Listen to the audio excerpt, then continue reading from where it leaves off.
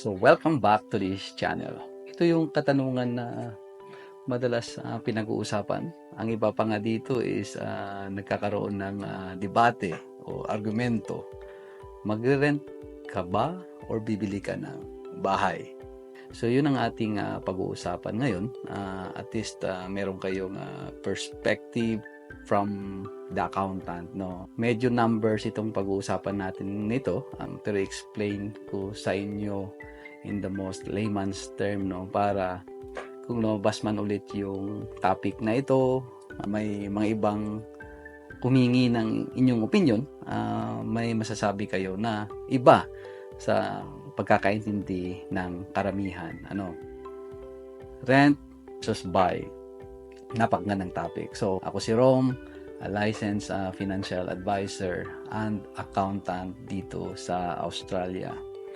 So, para realistic itong discussion na ito, ang gagamitin kong example is yung property ko mismo sa Melbourne. So, ang former na family home namin, now it's being rented out. Kasi nga, nabanggit ko na sa inyo siguro, no? Or sa mga nakapanood ng video ko na nandito na kami ngayon sa Queensland. Pero meron kaming property pa sa Melbourne. Doon kami nakatira ng halos 10 taon.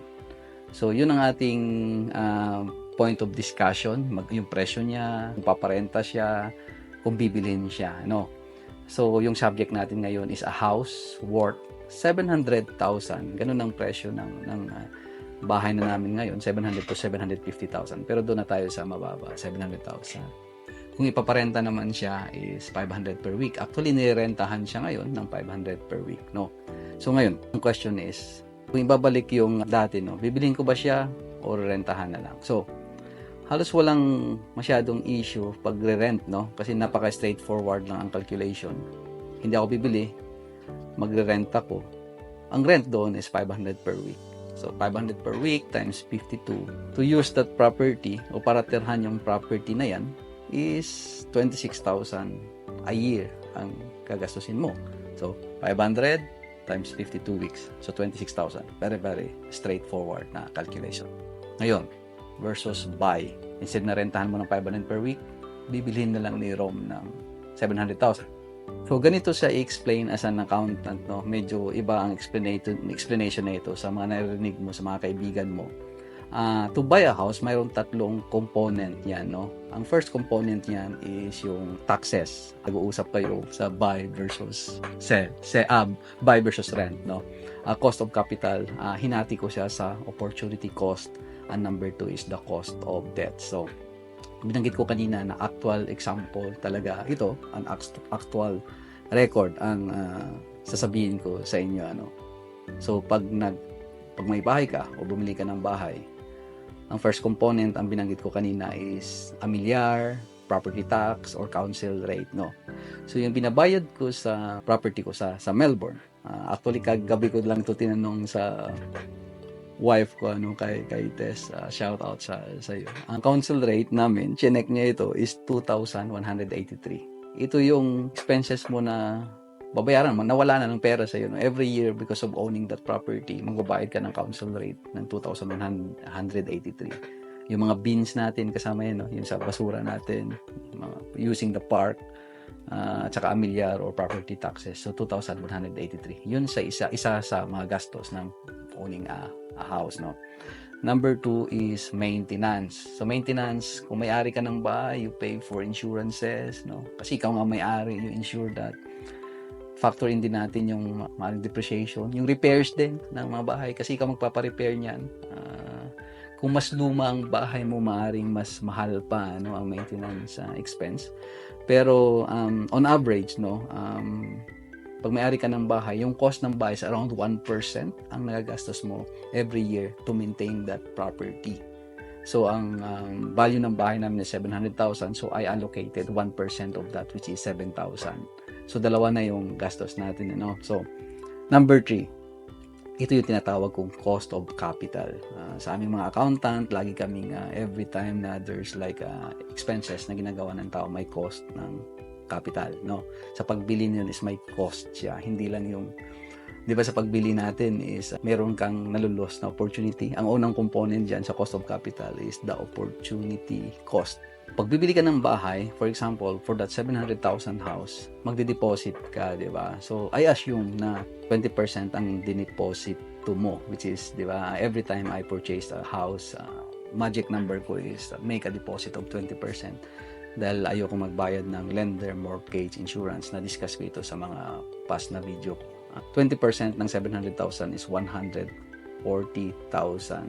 So, instead of investing that in other product, maaaring sa stock market man, sa shares, pero binili ko siya ng bahay di ba? No, so dineposito ko siya. So, there's an opportunity cost na na-loss ko in other investment costs of owning that property. So, kinumpare ko ang opportunity cost, ganito ko siya kinalculate, di ba? Nabanggit ko kanina, dapat naka-invest siya sa iba, pero binili ko ng bahay. The ASX 200 return actually for the last 30 years is 9.2%, no? 9.2%. Ang ibig sabihin nun, imbis na binili ko ng bahay, nilagay ko na lang sana itong 140,000, nagre-return siya ng 9.2%, no? Ang residential property naman, di ba, masasabihin ng iba, ang property naman kasi nag-i-increase naman yan. So, on average, in Australia, ang return ng residential property is 6.3%. Di ba? Nag-appreciate naman ko talaga kasi yung ang value ng property natin, di ba? Pero, the stock market always beat the residential property market. Economic history, economic theory, di ba? Na laging nabibit yan ng stock market natin or kahit na yung top 200 companies in Australia. So, minus ko siya yung 9.2% saka yung 6.3%. So, parang may 3% na opportunity cost na na-loss sa part ko buying the property. No? So, 3% of that 140,000 na deposit ko is 4,200. Diba? That's the opportunity na na-lost ko because nagbili ako ng bahay. No? So, 3% lang siya. 9.2% less 6.3%, ni-round off ko siya sa 3%. No? So, 4,200 ang opportunity cost ko doon. And then, pangalawang component ng cost of capital is the cost of debts. Kasi uutangin ko siya. Wala naman tayong pang-cash doon. Di uutangin ko siya. Yung interest rate namin sa 80%. No? So, 80%, di ba 20% din deposit ko, 80% is utangin ko. So, may gastos, di ba? Nagbabayad tayo ng interest dyan. Ang interest namin is 6.28%. So, 560,000 na utang, and then 6.28% is 35,168. So, ngayon, babalik ulit ako sa topic natin. Rent versus buy. Si Pedro, kung irerentahan niya yung property ko sa Melbourne, is napaka-straightforward. Ang gagastusin lang niya is 500 per week or 26,000 a year. That's it. Si Rom, nag-decide ako na bilhin yung property na yan. Ayoko magrenta. Ang ginastos ko, to summarize, no, is council rate, which is 2,183. The maintenance, which is 7,000. The cost of capital, the opportunity cost of 4,200. And then the cost of debts, which is 35,168. So, to own that property, I spent 48,551 kaysa kung rerentahan lang niya na 26,000. So, pag calculator ang gamitin natin or yung very, very technical, renting will always beat the cost of buying. So, nakita mo siya, 26,000 versus 48,551, which is equivalent to 7% ng cost ng property ko or 933 per week. Diba? Si Juan, for example, nirentahan niya yung bahay ko, 500 per week lang ang gagastusin niya. Ako, because of owning it, I spent 933 per week, which is 48,551. Siguro, kaya napapansin natin na maraming successful property investors din na may mga kliyente akong ganito na marami silang property. Actually, meron akong client na more than 10 ang kanyang properties. For the last 10 years, nagre-rent siya.